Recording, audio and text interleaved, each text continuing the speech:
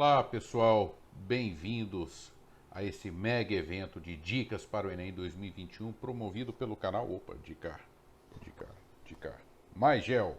Aí, agora deu certo. Meu nome é Gustavo e eu vou trabalhar com vocês em dicas para vocês atacarem melhor aí a prova de língua estrangeira, inglês, certo? Vamos observar bem alguns detalhes, analisar bem algumas situações para a gente poder otimizar o nosso tempo na hora de resolver a prova e poder fazê-la com mais tranquilidade, certo? A primeira dica que eu vou dar para vocês aqui é analisar o início do texto, o que vem logo abaixo dele, e vamos dar uma olhada no enunciado antes da gente passar pelo texto e ver se é possível responder a questão sem ter que passar pelo texto, olhando apenas a parte inicial dele. Então vamos compartilhar aqui com vocês. Vamos lá. Essa prova aqui essa questão foi uma questão da segunda aplicação do ano passado. Veja bem, procurem sempre identificar primeiramente as palavras que vocês já conhecem. E segundo, tentem encontrar palavras cognatas. São aquelas cuja estrutura e significado são iguais ou a estrutura parecida com palavras em português. No caso aqui desse título, a gente tem crítica literária, a questão do estudo, o estudo de pesquisa, o levantamento, ok? Então ele traz aqui que o estudo mostra que a crítica literária, palavras cognatas. Vamos trazer agora as palavras que vocês já conhecem. Palavra male, masculina. Opa! Então aqui já acende um sinal de alerta. Será que ele vai falar que a crítica literária é feita só por homens? Será que ela é só masculina? Professor, eu não sei o que é essa palavra overwhelmingly. Espera um pouquinho, não vamos criar pânico aqui. Vamos continuar. Escritoras mulheres estão em todas as listas de best-seller. A palavra best-seller é uma palavra que vem do inglês, mas ela é amplamente usada aqui. Que é o quê? Os mais vendidos. But criticism literary. Então a crítica literária predominantemente masculina. A partir dessa informação a gente pode deduzir o que a palavra overwhelmingly significa. Pode ser amplamente, grandemente, esmagadoramente. Então vejam aí as informações que a gente tem. Ele vai tratar da crítica literária e vai falar que ainda é uma área, é um campo predominantemente masculino.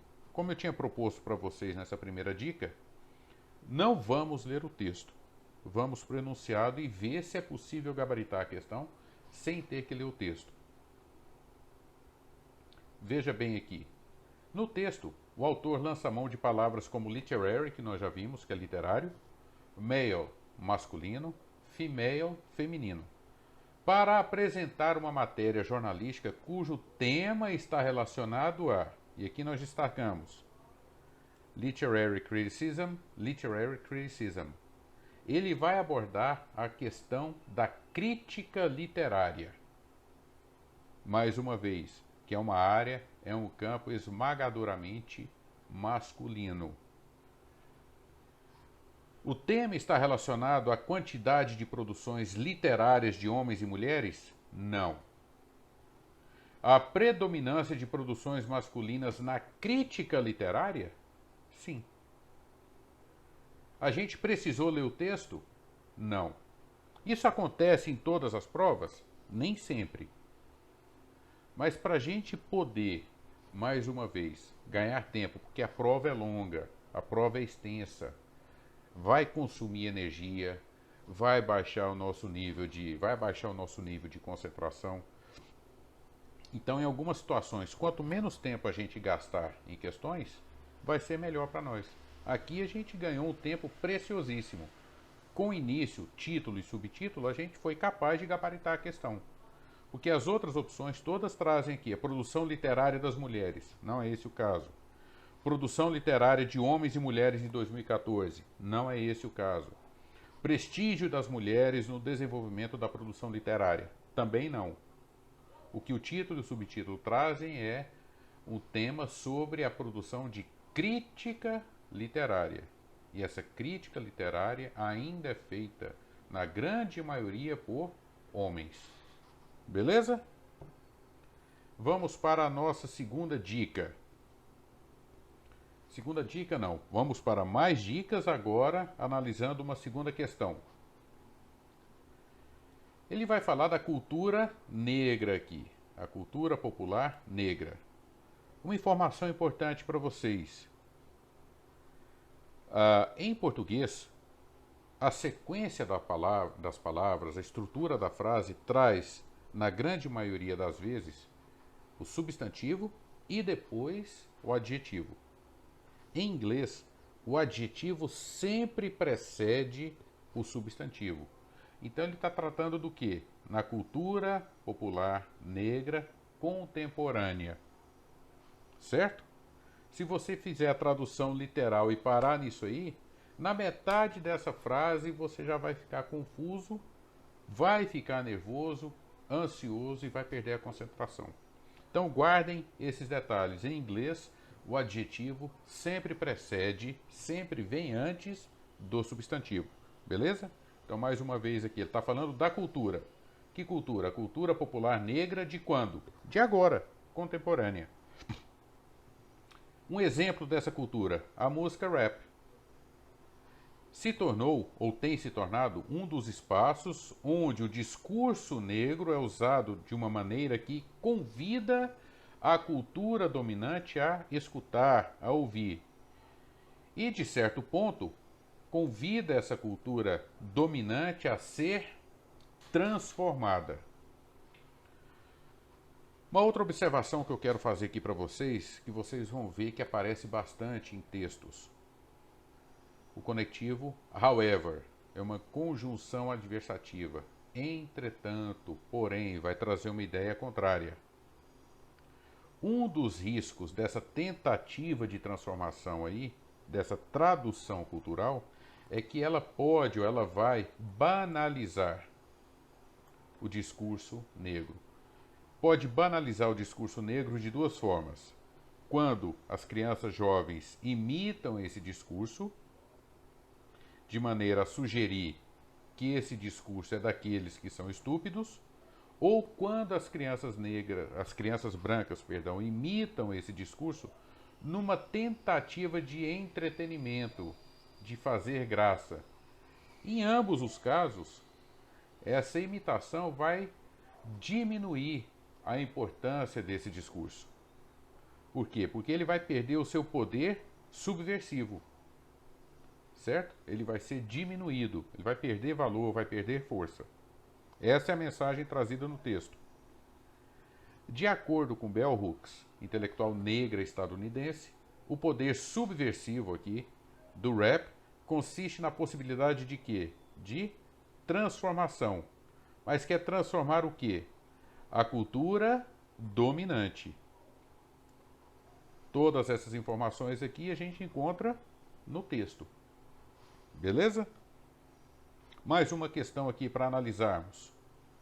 Essa aqui agora traz um pequeno texto e uma imagem. A imagem é a linguagem não verbal. Gustavo, essa imagem é para deixar a prova mais bonitinha, né? Não é não. A imagem também tem que ser analisada. Ela faz parte da interpretação. Ele fez uma comparação aqui, porque é um anúncio publicitário da Companhia de Saneamento de Denver. Ah, você descobriu aqui olhando na imagem? Não, no enunciado. Veja bem aqui. Tá? Ele traz um banco de praça, um banco de parque aí que está incompleto, está faltando parte. Será que tem alguma relação com vandalismo? Vamos analisar aqui. A frase trazida num pedaço desse banco é para você usar somente o que você precisa. Em outras palavras, evite o desperdício. Essa metade ou um terço do banco é justamente para ilustrar isso aí. Quando você vai se sentar num parque ou numa praça, você não ocupa o banco todo. Até porque aquele banco está ali não é para você se deitar nele, e sim para você se sentar, descansar por um momento. A questão da água também, você não vai usar toda a água do mundo, de acordo com o anúncio aqui. Você vai usar só aquilo que você precisa. Ok? Essa é a mensagem trazida na frase e na imagem. A observação dos elementos verbais e visuais do anúncio nos leva à compreensão de que o objetivo da campanha de abastecimento de água, da companhia, perdão, campanha não, companhia de abastecimento de água de Denver é divulgar espaços publicitários de grande visibilidade? Não. Sensibilizar para a conservação do patrimônio público? Também não. Apresentar uma forma mais econômica de fazer publicidade, de fazer propaganda? Conscientizar sobre a necessidade de otimização do consumo? Justamente. Por quê? Porque ele te incentiva aqui, ele te chama a atenção para você usar só aquilo que você precisa. Ok? Então a imagem, a linguagem não verbal não está aí para tornar a prova mais bonitinha, mais atraente. E sim para você também analisá-la, interpretá-la para poder responder a questão. Ok? E uma última questão aqui, rapidamente, se a gente olhar o corpo desse texto, a gente vai ver que basicamente, eu vou falar basicamente aqui, porque além da palavra if, que é se, para estabelecer uma condição, a gente vê aqui que a palavra children, a palavra live e a palavra learn, essas três palavras aparecem em todas as frases, além da palavra if, que é se. Então, estabelecendo a condição que é a seguinte: se as crianças convivem com, elas aprendem uma outra coisa. Por exemplo, se elas convivem com a crítica, elas vão aprender a condenar. Agora, se elas convivem com o compartilhamento, com a divisão, elas vão aprender sobre a generosidade. Então tem sempre uma consequência, um resultado dessa convivência das crianças. Então vejam aqui, live, live, live, live, learn, learn, learn, learn. Mais uma vez, live with, conviver, learn, aprender. Valores culturais de um povo revelam sua forma de ser, agir e pensar. Na concepção da autora, as diferentes formas de educar crianças nos Estados Unidos confirmam que as crianças, quais palavras mais apareceram aí? Aprender, que é learn, com o que vivem, que está aqui. Ok? Então uma dica é, não tentem traduzir todas as palavras. Ok? Tentem ler o texto quando necessário, porque nem sempre vai ser necessário, como a gente viu na primeira questão. Mas se essa leitura de todo o texto se fizer necessária, tentem ler o texto como um todo para pegar a ideia principal. Ok? Para pegar a informação que é mais importante. Porque ele não vai te perguntar uma palavra isoladinha lá fora de um contexto.